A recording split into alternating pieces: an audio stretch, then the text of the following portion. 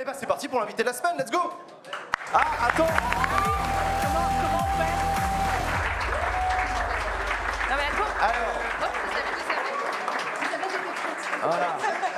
Alors en fait, faut que je vous explique. Bien là, ouais. En fait, c'est le moment gênant de l'émission Ouais. parce que pour des raisons techniques, on peut pas avoir plus de 5 personnes sur le plateau.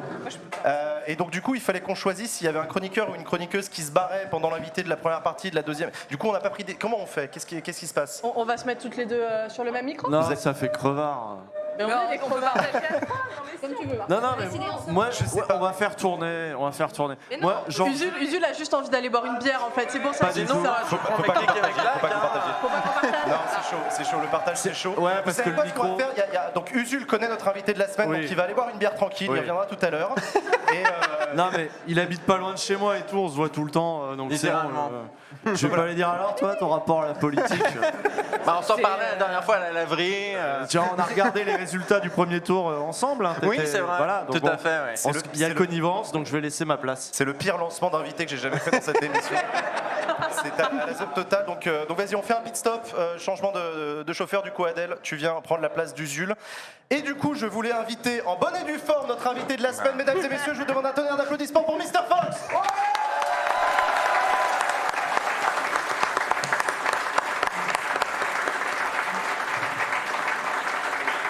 Salut Hugo. Salut Jean, ça va Merci. bien? Ben, ça va et toi? Eh ben ça va bien. Merci. Et vous, vous allez bien? On est très heureux de t'avoir ici. Ah ben, ça fait plaisir. Je suis très heureux d'être là aussi. En plus pour la en public au Bellucci, je suis très content. Ouais, attends, c'est Je trop suis de la très balle. content. Merci d'avoir accepté de venir sur le plateau de Backseat et merci d'avoir accepté qu'il y ait 500 personnes qui soient là en même temps que toi. Le caractère intimiste. Plus on a de fous, plus on rit. Exactement, Mr. Fox, Hugo de ton prénom. Tu es vidéaste sur YouTube, tu es spécialiste de cinéma. Tu as notamment beaucoup travaillé sur les interprétations, les traductions VO, VF. Le doublage. Le doublage, voilà, c'est ça le doublage. Tu travailles avec Brigitte Lecordier aussi sur sa chaîne. fait.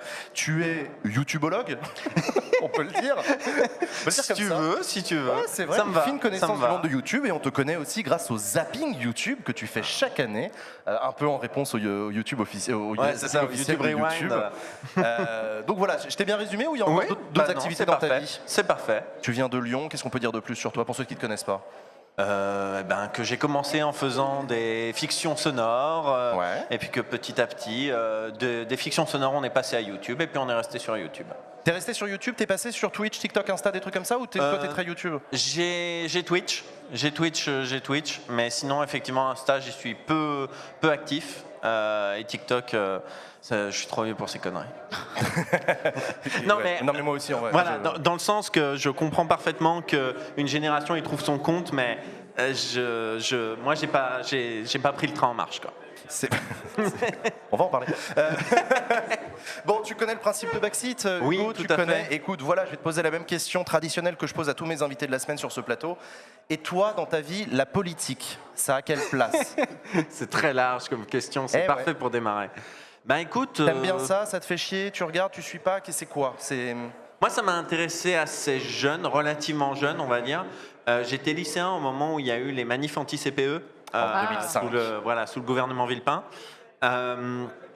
Et puis ensuite, avant même, j'ai fait partie d'une famille qui a vécu, comme beaucoup de familles je pense, mais qui a vécu comme un trauma le 21 avril 2002, quoi. Oui, ça a été. J'ai eu la chance d'être entouré d'une famille plutôt progressiste et qui m'a enseigné le vivre ensemble, le fait que c'est bien d'être gentil avec les autres et ce genre de choses. Des woke quoi. Ouais, voilà, exactement, les woke. La famille woke, c'est moi. Et donc c'est dans la famille que t'as trouvé les graines d'un intérêt pour la politique? Il y a ça, et puis il y a un truc qui a vraiment forgé ma culture politique et qui, je pense, a forgé la culture politique de beaucoup de gens, c'est les Guignols de l'info. Les Guignols de l'info. J'étais un gros fan des Guignols de l'info. Est-ce que et- je peux te demander d'expliquer pour les plus jeunes qui nous écoutent, c'était quoi les Guignols de l'info? Je Non, mais c'est suis vrai. vieux. Moi j'ai la rêve parce que je suis comme toi, je suis de la même génération que toi et lycéen comme toi au même moment et c'est les Guignols de l'info qui m'ont formé, mais c'était quoi les Guignols de l'info? Les Guignols de l'info, c'était une émission, un faux JT qui passait sur Canal+, du lundi au vendredi, 19h50, juste avant le vrai JT en somme. Et c'était satirique avec des marionnettes en latex, comment dire, en forme des personnalités de l'époque, que ce soit les personnalités médiatiques, les personnalités politiques, et on leur faisait jouer des situations, parler de l'actualité politique du pays. C'était écrit, ça a été écrit par pas mal d'auteurs de renom, on va dire. On a eu Jean-François Alain, qui est l'auteur des films OSS 117. Ouais. On a eu Bruno Gassio, qui maintenant travaille à Blast. On a eu pas mal de grands auteurs sur ce truc. Et surtout, on parlait franchement, et notamment des affaires que les politiciens avaient au cul. À la télévision. À la télévision, à une heure de grande écoute. En clair, c'était une des rares émissions de Canal+ qui était en clair. Donc vraiment tout le monde avait accès à Jacques Chirac et on lui dit alors les emplois fictifs ça en est où comment dire voilà. J'imite beaucoup moins bien qu'Usul. C'est un début. Mais ouais, c'était une émission très engagée à gauche. Les auteurs s'en sont jamais cachés et qui a forgé, je pense, beaucoup de gens à déjà une culture politique et aussi l'histoire politique. C'est-à-dire qu'en revoyant les vieux best-of des années 90, 95, 97, moi j'ai pu comprendre un peu mieux, j'ai l'impression, l'histoire de la vie politique de mon pays et de la Ve République qu'en cours au collège ou au lycée où on était très superficiel sur la Ve République. Mais moi, c'est marrant parce que j'ai exactement la même histoire que toi, c'est-à-dire que les Guignols de l'info m'ont formé. Moi j'ai des souvenirs de mon père qui à la maison on regardait de TF1 et dès que le générique du JT de 20h de TF1 commençait, mon père prenait la télécommande, il appuyait sur 4 parce que c'était l'heure du début des Guignols. Et donc je n'ai jamais regardé un JT quand j'étais petit, on regardait les Guignols. Et ça m'a appris, exactement comme toi, la cohabitation Jospin-Chirac. Moi j'étais petit, mais j'ai compris qu'il y avait un problème entre le président et le Premier ministre qui ne s'aimaient pas. Et j'ai compris qu'il y avait un problème. Tu vois, du coup, ça a été une éducation politique avec des Jean-Marie Le Pen. Alors après, tu as connu comme moi toutes les époques post-11 septembre 2001, la critique du bouchisme, la critique de la guerre en Irak en 2003, la critique même des Américains. le deuxième mandat de Chirac, qui je trouve n'a pas forcément été toujours très bien traité dans les médias traditionnels. Après, je parle à mon échelle quand j'étais gamin, donc peut-être juste je faisais pas assez gaffe. Mais typiquement, pendant les manifs CPE qu'il y avait au lycée, moi j'avais la vision et la lecture des Guignols de l'info. Et c'était, en gros, ils expliquaient franchement, ils ont dit, bon, tu vois, si t'es jeune, eh ben, t'es payé 20% de moins juste parce que t'es jeune. Et donc, toi, lycéen, tu regardes les Guignols, t'es en mode, mais c'est dégueulasse. Eh ben, il paraît qu'il y a un blocus demain. Ah bah, chouette, allons-y. Ouais, non, c'est ça. Les filles, vous, les Guignols aussi, ça a joué un rôle pour vous ou un peu moins que pour nous deux ? Moi, je suis un peu plus jeune, je pense, donc ça a joué un rôle. Je les ai regardés, j'ai beaucoup ri devant, mais je suis pas sûre que ça ait forgé ma culture politique. Entre guillemets. Mais du coup, j'avais une question pour toi. Depuis qu'il n'y a plus les Guignols de l'info, comment tu fais pour t'informer sur tout ce qui est politique C'est compliqué, c'est compliqué. Je vais pas dire ça pour faire de la lèche, mais il sait que c'est la réalité. Il y a eu beaucoup d'aides de Usul avec ces formats Mes chers contemporains, puis ouvrez les guillemets. Comme c'était une orientation politique dans laquelle je me reconnaissais et aussi des concepts et des lectures de concepts qui m'intéressaient, je me suis assez vite retrouvé dans cette lecture-là. Alors ouais, c'est dommage pour les Guignols. Là, en ce moment, il y a à petite échelle, mais il y a le journal de Blast qui commence à prendre cet héritage. Voilà, c'est ça, Gassio et à l'écriture. Ils ont mis un petit peu de temps à trouver leur rythme de croisière, mais là, j'ai l'impression qu'ils sont bien lancés. Et pas les médias mainstream, entre guillemets, du coup. Non. Ça ressemble pas un peu plus au nul des Guignols ou... Non, le truc de Blast. Oui, il y a un petit peu de ça. Tu vois, il y a un petit peu, l'émission. Oui, je vois bien. La grosse émission. L'édition, le journal de l'émission. Il y a un petit peu de ça, tout à fait. Un peu, ouais. Est-ce qu'on a dans le paysage audiovisuel national aujourd'hui des formats qui ont la même impertinence que celle qu'avaient les Guignols à l'époque ? Est-ce qu'il y a quelque chose qui s'est perdu avec le départ des Guignols? Est-ce qu'on peut parler de valorisation aussi sur l'humour à la télévision? Très clairement, au niveau de Canal+, pour avoir surveillé un petit peu ces histoires, et s'il y en a qui s'intéressent à l'évolution de Canal+, dans les années Bolloré, il y a le journal Les Jours, le journal en ligne Les Jours, qui fait l'Empire Bolloré, qui fait des chroniques régulières dessus, c'est passionnant. On a pu observer la disparition petit à petit de l'impertinence sur l'antenne de Canal+. Il y avait quand même le petit journal de Yann Barthès, Cyril Eldin. qui n'est pas le même niveau d'impertinence. Oui, mais effectivement, le Sauf petit Groland. journal. Ouais, Groland, Groland est qui a encore là, mais continué, parce que c'est une prod interne et que du coup, c'est plus difficile à gérer. Après, Les Guignols était aussi une prod interne, mais alors Bolloré a été très sagouin, il n'y a pas d'autre mot. C'est-à-dire qu'il a empiré leurs conditions de travail, c'est-à-dire qu'ils ont déménagé dans un studio qui n'était pas assez haut de plafond pour manipuler des marionnettes. Il faut avoir beaucoup de, comme on est debout en tant que marionnettiste, il faut qu'il y ait beaucoup de plafond en dessous, quoi, enfin au-dessus. Et ensuite, il leur a pourri les conditions de travail jusqu'à ce que l'écriture s'en ressente, la production s'en ressente, et puis que finalement personne ne regrette les Guignols. Alors qu'au moment où ils avaient commencé à discuter que peut-être on allait les dégager, il y avait eu des mécontentements de spectateurs, des gens qui disaient « Oh non, gardez les Guignols !» Et finalement, 4 ans plus tard, quand tout s'est écroulé, les gens étaient en mode « Oui, personne ne les regrettera ». Et aujourd'hui, il manque. Aujourd'hui, il manque à la télé.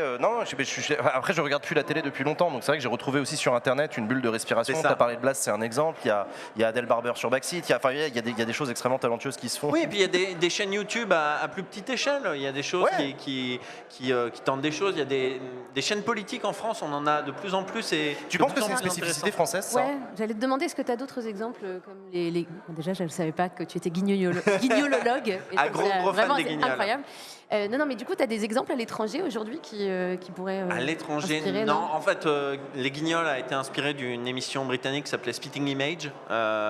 Et je crois qu'elle existe encore aujourd'hui. Mais je connais pas trop la culture politique à l'étranger. Je sais qu'il y a des choses au Canada, au Québec, parce que forcément un peu francophone, je m'intéresse aussi un peu à ces paysages-là. Il y a John Oliver, il y a des gens dans le chat qui parlent de John Oliver aux États-Unis, effectivement, qui est connu pour Brut, ça. Parle de Brut, Brut. Mais alors Brut, voilà, justement, c'est intéressant parce que Brut est très impertinent, très orienté, ça, il l'assume parfaitement. Mais il y a un sujet dont il parle pas, c'est Bolloré. Il peut pas. C'est son employeur. Oui, c'est ça. Mais c'est là que c'est intéressant parce que les Guignols, à l'époque où il y avait De Greff et Lescure, avaient aucune difficulté à parler. C'était même une exigence de la chaîne.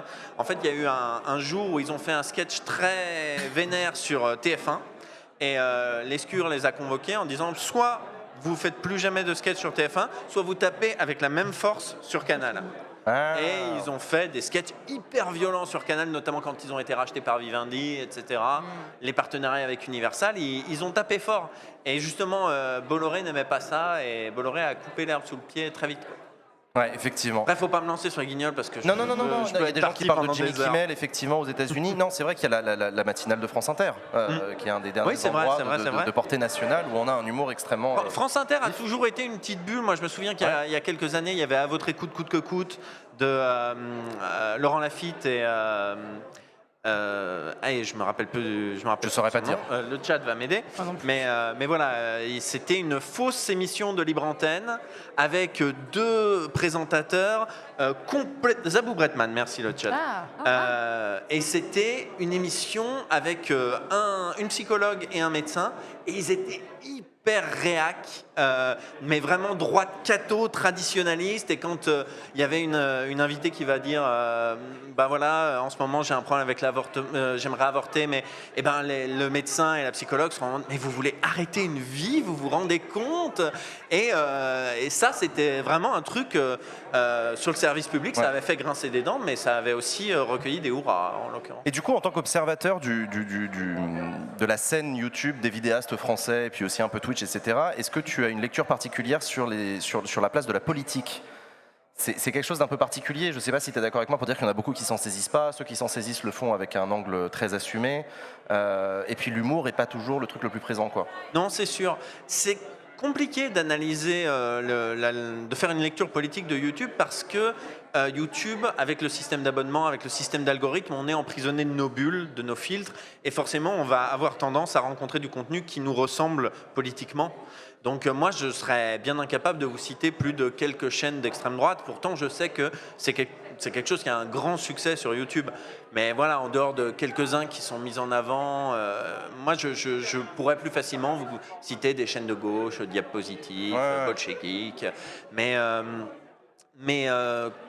effectivement, il y a une peur, des youtubeurs plus mainstream, on va dire, des gens dont c'est pas la thématique.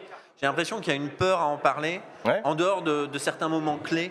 Et je pense que là, typiquement, les élections, en ce moment, il y a plusieurs Alors, vidéastes. c'est justement ce que j'allais te demander, parce que donc toi tu en parles librement. Ouais, tu t'es orienté à gauche. Et c'est quelque chose que tu assumes, que tu es prêt à défendre, etc. Oui, bien sûr.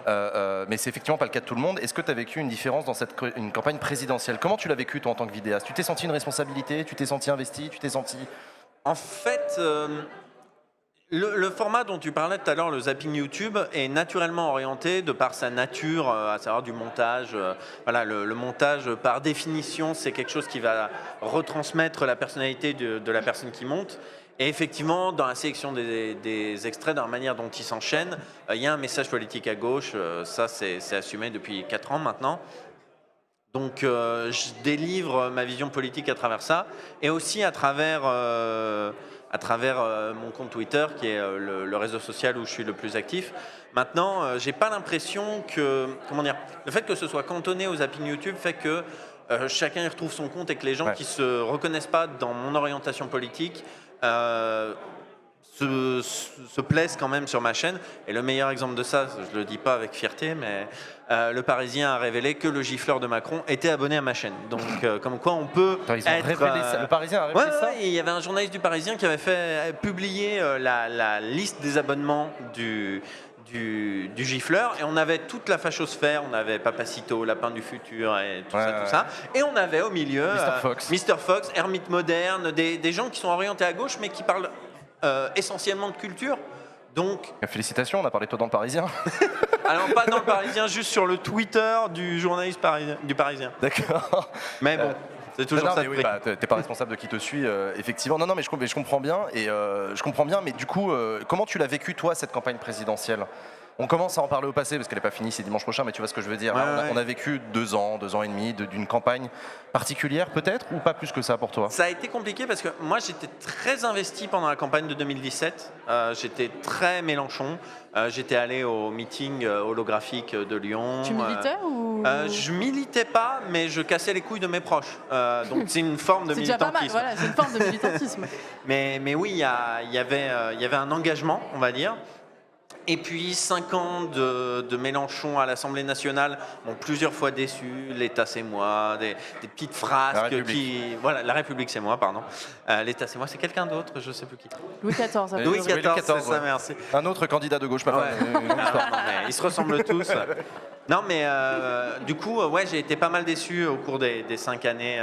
Et moi, je m'étais dit, je voterai Poutou, puis je voterai Mélenchon, là, sans trop y croire, etc. Et puis, il a eu une dynamique sur le sprint final. Comme en 2017, hein. Ouais, mais en 2017, j'ai l'impression qu'il a plus soigné en amont. C'est-à-dire que quand il est arrivé en 2017, il avait soigné son image de papy grincheux. Sa chaîne YouTube tournait depuis 1 an et demi, donc il était en mode je suis calme, apaisé, je suis là pour écouter les problématiques du monde moderne. Ce qui m'avait séduit. Et en fait, 5 ans à l'Assemblée nationale ont un peu abîmé ça, ce qui faisait que j'y croyais moins. Et puis encore une fois, dans le sprint final, il m'a surpris. Ce qui m'a aussi agréablement surpris, c'est qu'on a plus vu ses lieutenants, y compris à Backseat. Effectivement, il y avait une personnalité France Insoumise pour présenter et défendre le programme de Jean-Luc Mélenchon. C'était intéressant. Donc finalement, de plus en plus, je me suis dit, tiens, je vais voter Mélenchon avec un peu plus de force. Et mes proches n'ont même pas eu besoin que je leur casse les pieds, ils voulaient déjà voter Mélenchon. Donc sa campagne est plus réussie qu'en 2017, alors que j'y croyais pas du tout en mai 2021. Tu m'aurais posé la question, j'aurais dit... Et est-ce que pour toi, Adrien Quatennens, et le futur Jean-Luc Mélenchon, la hype autour, t'y crois ou... Moi, j'aime beaucoup Adrien Quatennens. Quand j'ai appris que c'était l'invité politique du jour où je passais, j'étais en mode... j'apprécie beaucoup le charisme et le parler du bonhomme. Et j'aime bien aussi Bernalicis. Donc ce qui serait bien, c'est qu'on trouve une potara de Dragon Ball Z pour faire fusionner les deux. Et là, je pense qu'on aurait le futur président de la République. Adèle, tu avais une question. Oui. Tu es super impliqué sur les présidentielles, mais est-ce que tu suis les autres élections? Genre là, est-ce que tu vas voter pour Jean-Luc Mélenchon, Premier ministre? Ah ben ouais. Est-ce que tu suis autant les législatives et même les élections locales et européennes? Alors les élections locales aussi. Les européennes, comme beaucoup de gens, ça a du mal à me passionner. Ouais. Je le reconnais, mais sinon j'essaie quand même de m'impliquer. Aussi, j'ai la chance d'avoir des amis politisés qui me rappellent l'importance de telle ou telle élection et qui me font me dire ouais non, je peux quand même pas déconner. Alors ça, je prends le verre d'eau parce que j'ai grand soif. Ah merci. Personne n'a rien vu. Qu'est-ce que tu penses de l'arrivée des politiques sur YouTube ? Tu les as regardés un peu, les différentes chaînes diverses et variées, des candidats, ou est-ce que... J'ai regardé Mélenchon dès 2016 en fait. Ouais. Il y a une vidéo... Mais du coup, tu étais déjà proche de lui. J'étais déjà proche de lui. Non, en fait, j'ai redécouvert le personnage à travers sa chaîne YouTube. En fait. D'accord. C'était une figure de gauche pour qui j'avais déjà voté au premier tour en 2012, mais sans trop savoir ce qu'il était. Je m'étais surtout renseigné sur le programme. Je me disais, ok, ça me parle. Et en 2016, j'ai découvert plus la personne, on va dire, à travers sa chaîne YouTube.